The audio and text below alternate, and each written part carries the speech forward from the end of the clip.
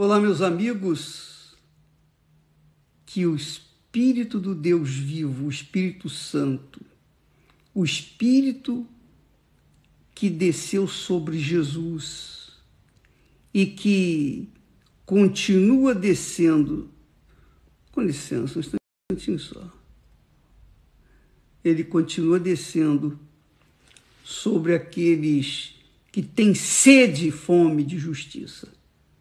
Sede e fome de justiça, sede e fome de Deus, sede e fome de conhecer o Deus que dizem crer. Porque muitas pessoas, infelizmente, seguem uma religião como se aquela religião resolvesse os seus problemas. Pode até atenuar as dores, pode confortar, pode consolar, mas não 100%, claro. Porque você tem de conhecer a Deus, conhecer o autor da vida, o Senhor Jesus Cristo, pessoalmente, para que então você venha ter, por exemplo, a vida com abundância. Jesus prometeu a vida com abundância, mas ele primeiro diz lá, buscai primeiro o reino de Deus. Quer dizer, buscar o primeiro reino de Deus é você colocar o Rei dos Reis como Senhor na sua vida e obedecer a sua palavra, obedecer a sua voz, porque quem tem Jesus como Senhor na sua vida, como Rei, o tem como Senhor e, consequentemente, o serve, obedece. Servo é aquele que obedece a palavra do seu Senhor. É isso aí. Servo, por exemplo, você é uma pessoa empregada, você trabalha para Maria. Então, a Maria é sua patroa. Então, você serve a Maria, não porque ela é a primeira na sua vida, mas você serve a Maria porque ela paga um salário para você, ela te dá a compensação do seu trabalho. Então, quando a gente fala Senhor, a gente está falando o Senhor Jesus, tratando do único que é Senhor. Ele é o único que é o Senhor. Nós todos somos meros servos, nada mais do que isso. Então, o que acontece? Quando uma pessoa faz do Senhor Jesus o seu Senhor, é porque ela o conhece de fato e de verdade. Sabe quem está servindo. e porque sabe a quem está servindo, então tem segurança, é tranquila, tem paz, não vive ansiosa, não vive na tristeza, não vive confusa, não vive na desordem, não vive na vida vulgar que esse mundo se nos apresenta. Não, ela tem uma vida de qualidade, porque ela conhece o seu Senhor, ela vive a vida abundante, porque o seu Senhor supre a sua necessidade. O Senhor Jesus, ele se comparou ao pastor, ao bom pastor, que conduz o seu rebanho aos pastos verdejantes. Então, Jesus, quando é Senhor da gente, ele nos conduz aos pastos verdejantes. Ele supre as nossas necessidades. Ainda que tenhamos problemas, dificuldades, ainda que nós tenhamos que andar, subir monte, descer monte, não importa, mas ele na frente, guiando-nos.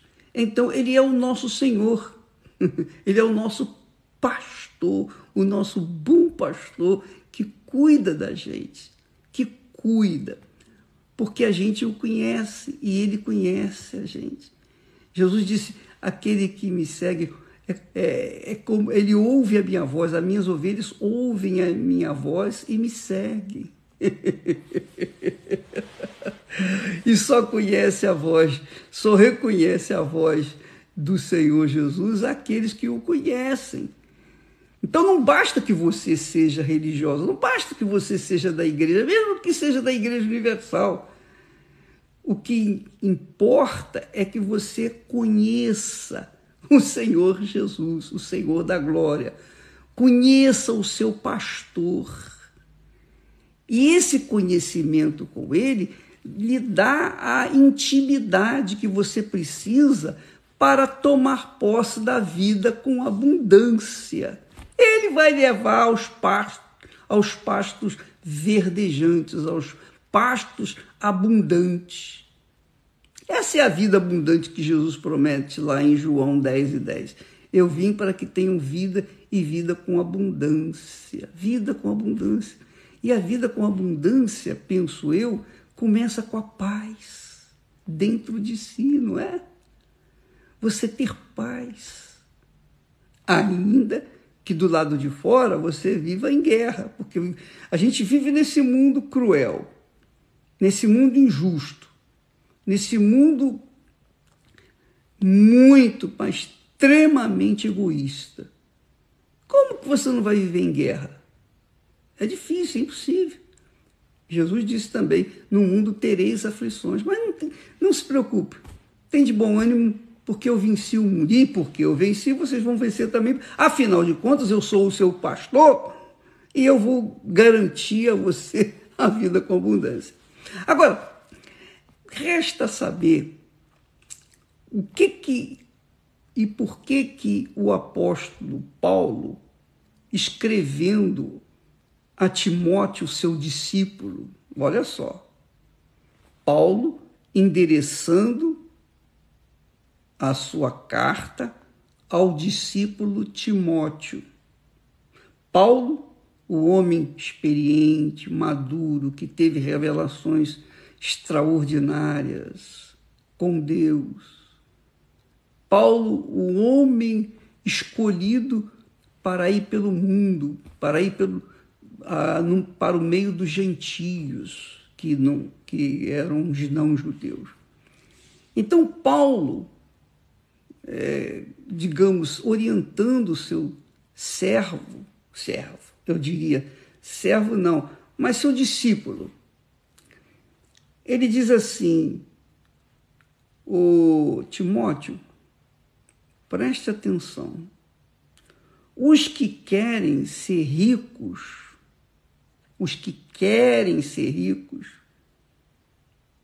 caem em tentação, em laço e em muitas concupiscências. Mas espera aí, bispo, você vai perguntar, mas Jesus não promete vida e vida com abundância? Quer dizer que eu não posso querer ser rico? É pecado ser rico? Não é pecado você ser rico. Abraão era rico. Nicodemos era um homem rico.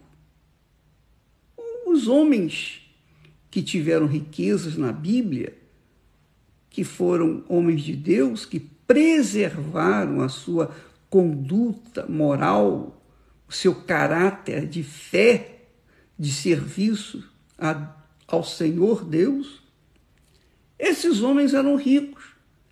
E qual é a diferença entre eles serem ricos e nós também sermos ricos, bispo? Paulo está dizendo aí que quem quer ser rico cai em tentação. Quer dizer, eu sou pobre, miseravelmente pobre. Eu não tenho nada. Só porque eu quero ser rico já caí em tentação. É forte, né? Está entendendo o que eu quero dizer? Jesus disse, eu vim para que tenham vida e vida com abundância. Mas Paulo diz lá, os que querem ser ricos caem em tentação. Jesus também falou, ele disse assim, o que adianta você ganhar o mundo inteiro e perder a sua alma? O que adianta você ter uma vida abundante nesse mundo, uma vida de riqueza, de ostentação, e perder a sua alma. E Paulo fala que os que querem ser ricos caem em tentação. Ele está falando para um discípulo cristão, um homem que queria servir a Deus, um homem que queria colocar-se como o próprio mestre, o apóstolo Paulo, para servir a Deus. Então, Paulo ensina aquele discípulo a ser como ele, Paulo. Olha, a minha riqueza está dentro de mim, a vida abundante está dentro de mim, mas aqui estou eu nessa prisão, nesse poço. Aqui estou eu, amarrado, digamos assim, preso a uma situação difícil, uma situação complicadíssima, mas isso não me impede de ser livre, de viver a vida abundante, porque a abundância que Jesus promete começa, a riqueza que Jesus promete, a vida abundante que Jesus promete, começa com o Senhor dentro de nós, que é o Espírito Santo, que nós falamos ontem. Entendeu, minha amiga, meu amigo?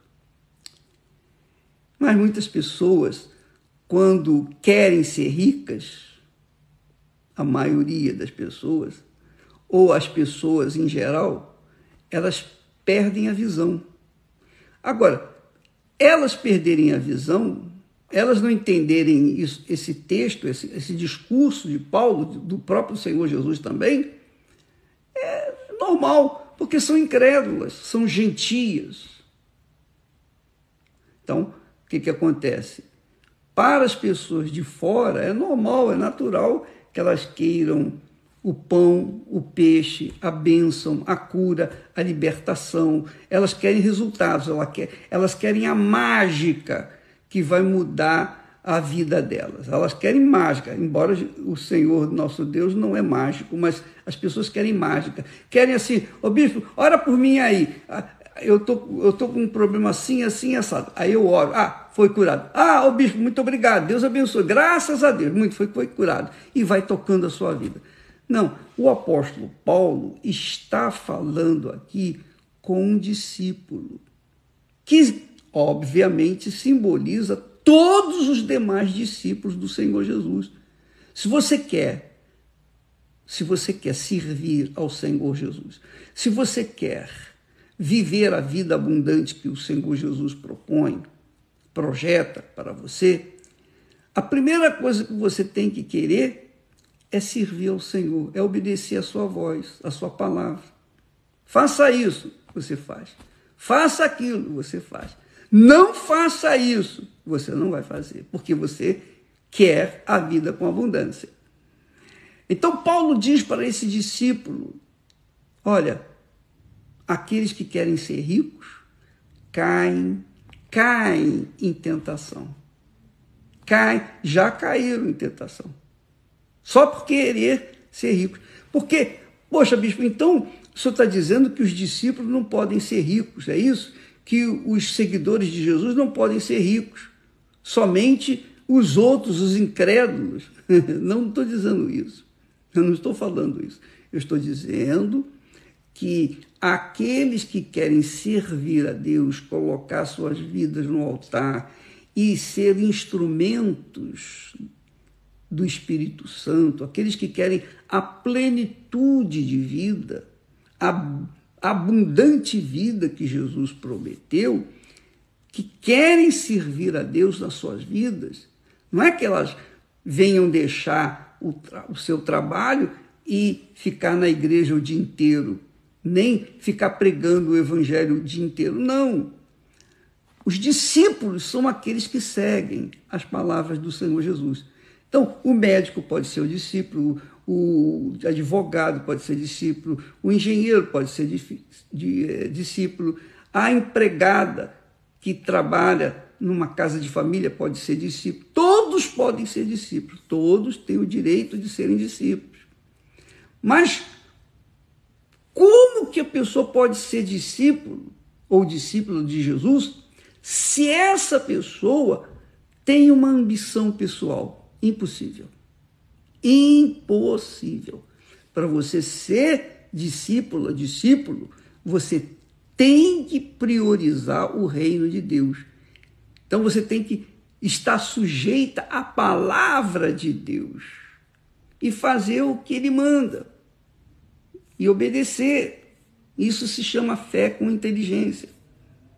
E então ele vai conduzir a sua vida com abundância. Se ele quer fazer você rica ou rico, se ele quiser fazer você rico, não é pecado.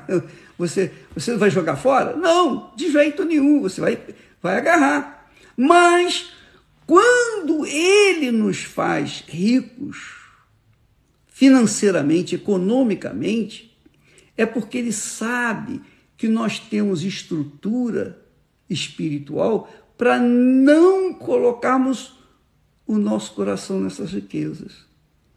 Então, quando você tiver maturidade para ser rica financeiramente, você discípulo, ser rico financeiramente, para um propósito de Deus, para ajudar na obra de Deus. Por exemplo, nesse momento, nós temos um gasto violento com obras, construções da Igreja Universal por esse mundo afora. Temos gastos altíssimos com televisão, com rádio, com a comunicação em geral. Então, alguém tem que ter condições para nos ajudar e pagar essas contas. Então, se Deus vê que você é aquela pessoa que tem o coração desprovido, o coração liberal, o coração aberto, não apenas para devolver os dízimos, mas um coração aberto para contribuir com a pregação do Evangelho com liberalidade, com abundância. Então, Deus vai enriquecer você. Ele vai fazer você ser rico, porque ele precisa de pessoas ricas que sejam servas, continuem servas dele. Porque realmente, quando a pessoa pega no dinheiro, elas se ensoberbecem, tornam-se arrogantes, creem que são senhores, senhoras de si mesmos. Então, o dinheiro enfeitiça as pessoas incautas.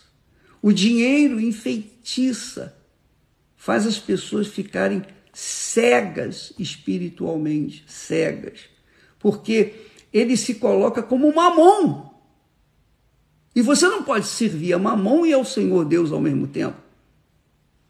Então, se a pessoa é discípula, cheia do Espírito Santo, então Deus vai abençoá-la se ela estiver em condições, porque se ela for imatura, se ela for criança, Deus não vai dar tudo o que ela gostaria, mas vai dar o que ela tem capacidade para administrar.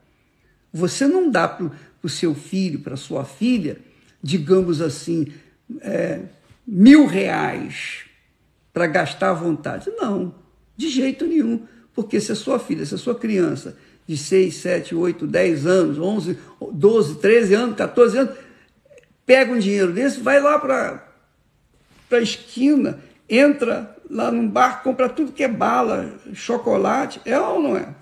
E vai ter dor de barriga, vai ter problemas depois. Então, Deus nos dá a riqueza à medida que nós podemos administrar. Lembra daqueles 3 servos que Jesus fala, da parábola dos 3 servos? Que um servo o Senhor chamou e deu 5 talentos. O outro, segundo, recebeu 2 talentos. E o terceiro só recebeu 1 talento. Mas 1 talento valia muito, muito, muito dinheiro. Mas mesmo assim, o que recebera 5 talentos multiplicou e ganhou mais 5, o outro recebeu 2, ganhou mais 2, e o que recebera 1 escondeu o seu talento. Escondeu, quer dizer, ficou com medo, ficou com dúvida, ele ficou, digamos assim, desestruturado. Por quê? Porque ele tinha uma quantidade grande nas suas mãos, mas ele não sabia o que fazer. Em vez de negociar ou colocar no banco, etc., e render juros, ele escondeu. Ora, minha amiga e meu amigo, quando nós servimos a Deus, quando você torna-se discípulo, servo de Deus, então você tem a capacidade de Deus abençoar você de acordo com a sua capacidade. Então, se você receber um talento, amém, graças a Deus. Você não vai colocar o seu coração naquele talento. Se você receber 5 talentos, você não vai colocar o seu coração naqueles 5 talentos, porque você recebeu de acordo com o que Deus lhe deu.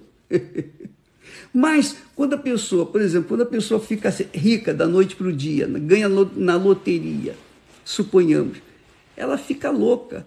Primeira coisa que ela pensa é comprar uma casa para a mãe, para o pai, etc., fazer isso, fazer aquilo, pensando só nesse mundo. Ela não pensa em Deus. Oh, Deus me deu esse dinheiro, eu vou devolver a 10ª parte para o meu Senhor, porque foi Ele que me deu. Toda a terra é dele e Ele me dá de acordo com a vontade dele. E eu aceito de acordo com o que Ele me deu. Mas quando a pessoa é discípula, quando a pessoa é de Deus, ela não cuida das coisas desse mundo. Ela quer fazer de acordo com a vontade do seu Senhor. Então ela serve ao Senhor com os seus bens, ela serve ao Senhor com as suas ofertas liberais, ela é liberal nos seus dízimos, ela não devolve o dízimo com usura, com a ignorância da usura. Não, ela simplesmente é uma pessoa dócil, porque ela é serva, ela é discípula. Mas se essa pessoa dócil, boa, tem desejo de ser rica, já caiu em tentação. Se há uma riqueza que nós devemos almejar, é a riqueza do Espírito Santo, que é a maior riqueza que existe nos céus e na terra. Entendeu? Por isso você tem que ter fome, sede, não das coisas desse mundo, mas do Espírito de Deus. E o Espírito Santo vai guiar você de acordo com a vontade dele. Então, Paulo avisa aos discípulos: olha, cuidado, quem quiser ficar rico vai cair em tentação. Só em querer já caiu em tentação. E eu tenho visto isso na igreja. Muitos são ex-bispos, ex-pastores, ex-esposas, ex-pessoas que eram oficiais da igreja. E aí o que aconteceu? Quando viram a oferta de Deus, quando começaram a administrar a oferta de Deus, cobiçaram aquela oferta, desejaram, almejaram aquela riqueza. Eu também posso servir a mim mesmo. E então aquela criatura cai em tentação. Ela já caiu em tentação, só porque almejou, só porque aspirou ter aquele dinheiro só para si. E isso acontece na Igreja Universal. Infelizmente, aconteceu antigamente. Judas Iscariotes caiu não porque ele cometeu um tropeção, não foi adultério, não foi mentira. Ele caiu porque almejou, ele suspirou pelo dinheiro, pela riqueza. E aí, você já sabe o resto. Paulo está falando com essas pessoas que servem a Deus no altar, que servem a Deus no átrio, que servem a Deus na sua casa, na sua família, no seu trabalho, que faz a coisa com seriedade, com caráter, com dignidade. Essas pessoas que trabalham sempre pensando no seu Senhor, em agradar o seu Senhor. Não está pensando no dinheiro. Porque o dinheiro faz a gente, faz as pessoas, faz a gente, o ser humano, achar-se Senhor. É isso mesmo. O dinheiro dá poder para você comprar o carro que você quer, dá poder para você comprar a casa dos seus sonhos, dá poder para você comprar o vestido que você quer, roupa, etc, etc, etc, etc. Tudo. Só não dá poder para você comprar paz de espírito, que é a riqueza da presença do Espírito Santo. Então, eu penso que quando o Espírito Santo vê que a nossa intenção, por menor que seja, a intenção, por menor que seja, em querer ser rico, já era, já caiu em tentação, já caiu em laço e em muitas concupiscências loucas e nocivas que afogam, submergem os homens na perdição e ruína. Então, por isso que você vê ex-pastores, ex-obreiros, ex-isso, ex-aquilo, caídos e não se levantam, não conseguem se levantar.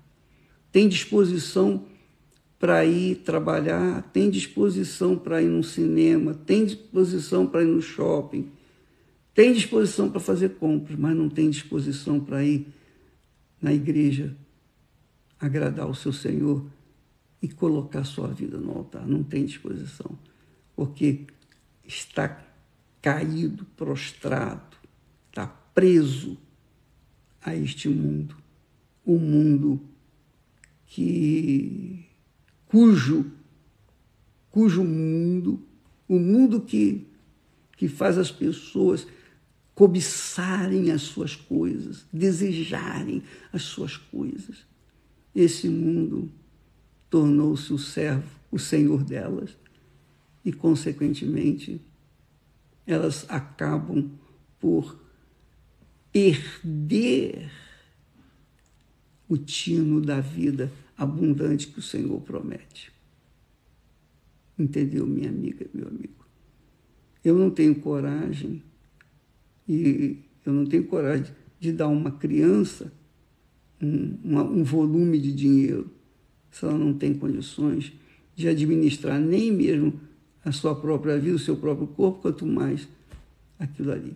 Porque o dinheiro faz a pessoa sentir-se senhor, senhora de si mesmo.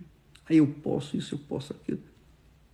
E muitos caem na desgraça por conta de terem essa intenção de querer ficar ricos. Quem tem o Espírito Santo já é rico. Quem tem o Espírito Santo é levado pelo Espírito. E quem é levado pelo Espírito é como o vento. Vai para lá, vem para cá. É como Jesus falou. Quem é nascido do Espírito é como o vento. E não sabe de onde vem e nem para onde vai. Deus abençoe a todos. Amanhã falaremos mais a esse respeito. Até lá.